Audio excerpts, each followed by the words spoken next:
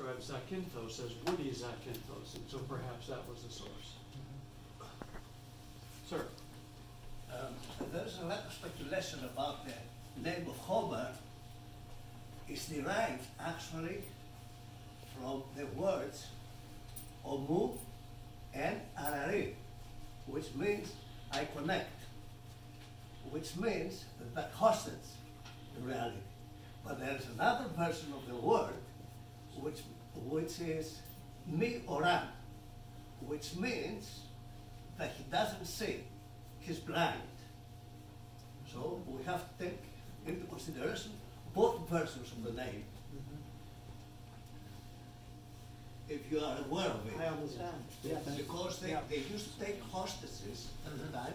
Connect means that they are connecting the two parties that are making a deal, which means that they take hostage someone in order to take ransom from the other party. Right, right. Interesting philological. You find out about this. Yeah, thank you. Thank you. And you also reminded me. Ararisco. Omu arari, which ararisco means connect, an honor. Okay, thank you. And you also reminded me that not only was he telling a story that everybody knew, and that he was telling it in dactylic hexameter, he was singing it too, because he accompanied himself on a lyre. What a text. Are there other questions? Yeah, we have to mention that the theory that Paliki is the Homeric Ithaca is not new, as recently in 1998 a book was written by an educator, his name was Livadas Toumasatos, I think. But here we have a very the employment of modern technology makes a convincing case. And I'm going to come back to the issue I brought up in the morning because I think we should share to the audience. Okay. Now, it is convincing, the case here. Also, I'm aware of the excavations in Eastern Kefalonia, in Zanata. There is a tomb there. And they have measured that it's 3 generations before Odysseus. Yes. And they have found inside 2 things. The double axe, which we know that for somebody to have the double axe must have been an axe. And there was no other anax in the area. And also they found the emblem of the sphagidolitho, the emblem of Οδυσσέας, and a lion killing a deer. Now, I understand that the whole Kefalonia is full of Mycenaean monuments. And that brings me the saying of Marinatos, the famous archaeologist. He had said that if Slima was coming to Kefalonia before Mycenae, the civilization would have been called Kefalonian civilization. There are so many Mycenaean monuments all over Kefalonia. Now, the distance between Paliki and Zanata, the eastern Kefalonia where the tomb is, and there are some strong signs that the tomb belongs, if not to Odysseus, to the family of Odysseus. Does this contradict, or could be the palace in Paliki and the tomb could be in eastern Kefalonia? I don't think it contradicts, because I think what you just described is a possibility. I think, if I remember it rightly, there's an element in the story where there's a prophecy that Odysseus will be buried away from his people, so away from his own lands. Do you recollect that? Am I right in thinking that? It is Tiresias Yes. in the underworld that actually tells us where Odysseus will be buried. And he says, you take your oar, which is a weapon of war, and you walk far enough inland so that it's mistaken for a winnowing fork. And where that happens, you plant your oar, you make your supplication to Poseidon for blinding his son Polyphemus, and ask his forgiveness. And there you will die, surrounded as an old man by your loving family. And that's the prophecy that Tiresias gives him in the underworld. Now, Homer tells us that never again. It's only a short paragraph, but that's how we know that that's how we know how Odysseus ends his life. Which to me is particularly beautiful, because if you think of how all the other heroes ended their lives, Agamemnon, Menelaus, that Odysseus has a remarkable accomplishment that's predicted by 10 reasons.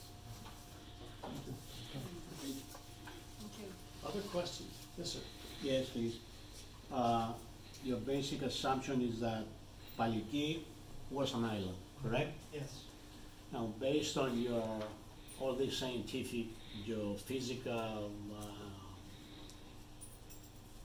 scientific evidence, are you in a position to state that Paliki was an island, or you're still looking for evidence? What other evidence are you looking for? I think we're very close, but I defer to a geologist, that's Professor Underhill, where he said that the probability is that Robert's theory is right, which is that Paliki is an island, but the research that we're in the middle of carrying out at the moment will be a crucial component. The cores that we've drilled from the Gulf, when they're analysed, should explain when the marine waters, as waters rose after the end of the Ice Age, came into the Gulf, and we think then into the Channel. And one of the things that I didn't mention earlier is that in drilling down 30 to 40 meters in each of those 4 boreholes, the drill went all the way through what's called the Holocene period. This is the last 10,000 years. It's a geological period, the one that we're in at the moment. And it got to an unconformity, which is kind of the gap where you get to the next period, which is called Pleistocene. And by having that 10,000, by having the 2 ends, today and 10,000 years ago, the beginning of the Holocene period, it's possible to date the various things that you find in those cores. And so that should enable the scientists to date more clearly when those marine waters came in and what other occurrences, like tsunamis or earthquakes, might have occurred during that period. So that is one very important element in the dating proposition. The other is that it's crucial to demonstrate that there was a massive earthquake sometime after the Bronze Age, which would be after 3,000 years ago, and that's where the cosmogenic isotopes come in. And this summer we would hope to be able to gather the samples from the rock face where we believe a major piece of the mountain broke away, to then slide down into this marine channel and close it. And that, if we are able to demonstrate that that occurred after the Bronze Age, that would be very compelling evidence.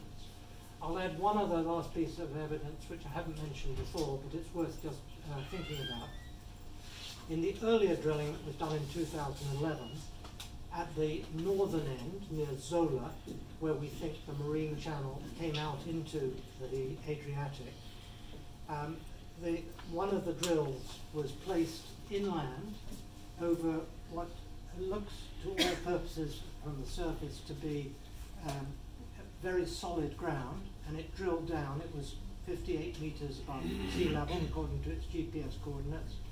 Drilled down 58 meters, and underneath all of this rock, which turned out in many places to be loose rock, which is significant, were found marine sands. So here we are inland, and you drill down 58 meters, and underneath all this rock are marine sands, which to us would be evidence that this is the northern exit of that marine channel.